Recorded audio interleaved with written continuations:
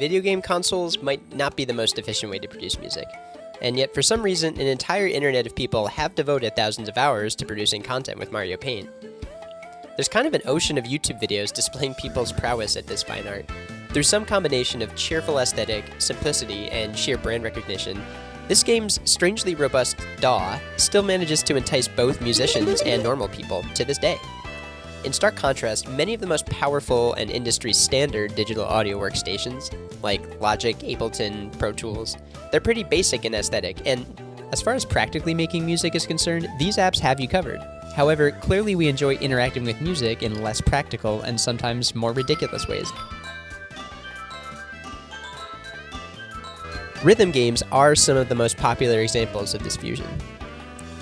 Guitar Hero, Rock Band, Rhythm Heaven, games like these ask the players to sync up a series of button pushes or movements to the various symbols flying towards the bottom of the screen, thus triggering music.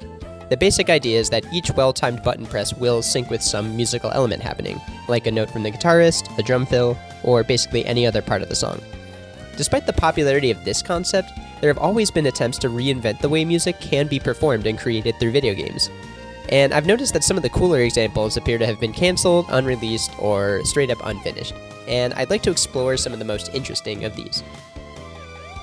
The early 90s was a time of intense, we'll call it innovation, in the video game industry.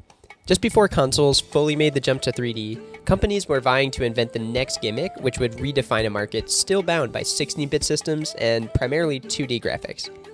During this time period, roughly 20 years before the Kinect, Sega made something called the Activator, which seemed to market itself to be kind of like what the Kinect is, and then was kind of just a big 8-button controller triggered by body movements over different sections. And then it was quietly discontinued after a few months. It turns out that spacing the triggers for your buttons farther apart might actually make a quirky gimmick for a few minutes, but will ultimately prove less efficient. It also turns out the Activator team tried developing a drumming simulator called Air Drums, which sought to use the device's unique setup for something you might actually not experience with a normal console. Numerous gaming magazines report Sega revealing this concept at a Consumer Electronics Showcase in 1993. And although it's a little hard to tell how far along progress was, this idea does feel like one of the few which could have actually worked out if the Activator had decent detection. You might imagine adding a couple of foot pedals to account for buttons behind the player, and maybe a stool, and if drumstick-shaped objects could actually be used to trigger the buttons, you might be able to solve an actual problem.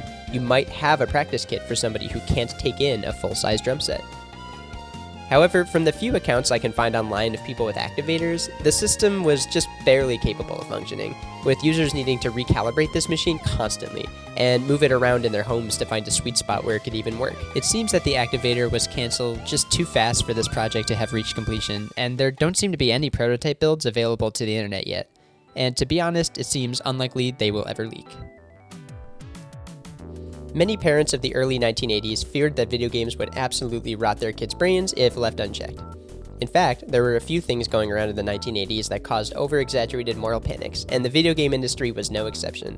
Among other issues, games were being scrutinized by parents and the media for dominating their kids' attention without any educational benefit. It's perhaps for this reason there seems to have been a mini wave of educational video games dropping around this time. Even Nintendo leapt into the educational game space. Some of these FamiCom gems include a game where Popeye teaches you English, and a game where Donkey Kong and the Sun teach you math, and a cancelled game which I will be sharing with you later in the video. For now though, we're going to focus on a Dancing Grover game made for Atari. At a 1983 Consumer Electronics Showcase, Atari displayed a music game where Grover dances around to your pick of 20 or so folk tunes. And from at least one source I found, there may have been a mode allowing the user, presumably a child here for Grover, to record a melody comprised of up to 50 notes. You would simply select the notes in sequence and then let Grover do his unhinged interpretive dance to the melody. Multiple unofficial Atari databases point to the lead developer, Stephen Keith, as having personally pulled the plug on the game. Apparently he was so dissatisfied with what the hardware was able to pull off, including the 50 note per tune limitation, that he personally told Atari the game was a dud, not to release it, and that they risked not even recouping the money used to print the cartridges if they did. But if I'm being honest, I think this game, executed with some decency, could have actually been a relatively simple and kinda daring new way to connect kids to music. Remember, at this time, there were entire towns willing to ban arcade games, yet somebody tried to use this medium to produce more or less a music sandbox. It seems that there are at least a few separate prototype builds of this floating around the internet, and also worth noting that only 18 out of the 20 songs built into the game have been, as of yet, identified. I'll attach a link in the description to a video isolating the 2 mystery tunes if you want to try your hand at solving this. If you're a fan of the research and documentary-style videos I do, please consider contributing to the official BitBlitz Patreon. For as little as $1 a month, you can have access to all the unreleased content in the feed, which includes bits of unused audio, animations, and polls related to future video topics. Okay, Sound Fantasy, which was going to be for SNES. This one is probably the closest to being a true artistic venture, in my opinion. Probably because it's based on an exhibit created by Toshio Iwai, which went up in San Francisco's Exploratorium during the 90s. This game would have featured at least 3 different modes in which you use colorful bugs as avatars to create music in surprisingly original scenarios. Apparently, it was even supposed to be heavily featured by Nintendo in order to promote their new SNES mouse, but the game was muscled out of that role by Mario Paint. I'm shocked, however, that this still wasn't at least released. Perhaps Nintendo just felt that there was too much overlap between fans of these music creation modes, and that there was no point selling that audience another similar title. But to be honest, given how fantastically bizarre and colorful the known prototypes of this game are, I think this would have appealed to a much different audience and inspired a lot of people creatively. There's a wild music creation mode where you can draw tracks in the ground for the insects to follow, sort of like stylized versions of the holes in a player piano score. And since you have 4 bugs and a wide swath of land on which they can play, it's kind of like having a 4-track looper, but a lot cooler and with bugs. This other music creation mode I could find simply involves the user painting their melody with stars. Decades before Instagram filled up with MIDI art, this game was encouraging users to produce music with nothing more than pixelated stars and a rough logic for how they work. Honestly, I am totally fascinated by this game and pretty disappointed it never saw a complete release, although it technically did in the form of SimTunes, which came out for PC. Although, as you might imagine, that didn't quite come out to the same fanfare as a pack-in title for a Nintendo product.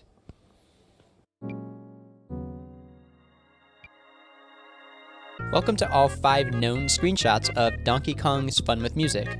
And I've also located what appears to be a 6th sign that this existed, which claims it to be Donkey Kong's music school.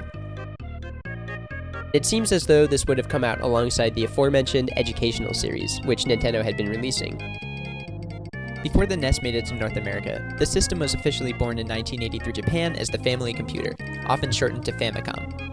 Leading up to the release, Nintendo actually did heavily feature Donkey Kong's Fun with Music, or Donkey Music Play, or Donkey Kong Music School, depending on which Nintendo poster you find, as a key title in the lineup. The 4 screenshots in their official Famicom brochure clearly depict a game where Mario and Pauline run around with hammers, smashing notes on the piano for a very whiplashy-looking donkey.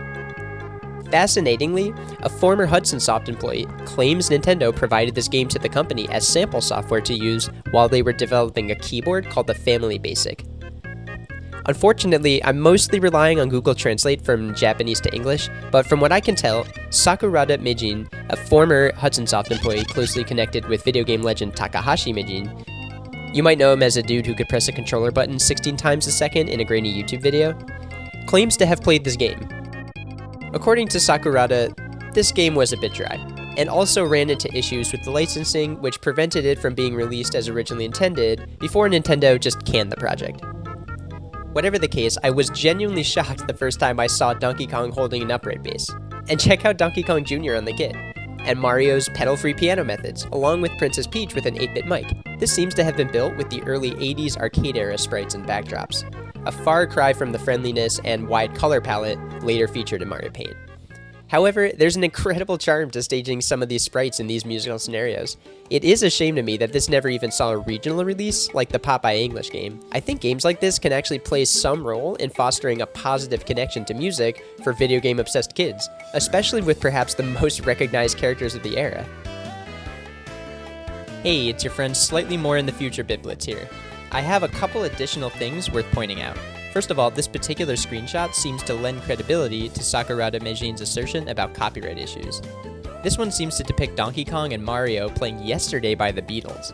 Possibly Nintendo dove headfirst into development with a whole host of licensed songs, only to find out too late just how expensive that would be to actually license all of them for use. Also, the fact that this screenshot is so different had me curious.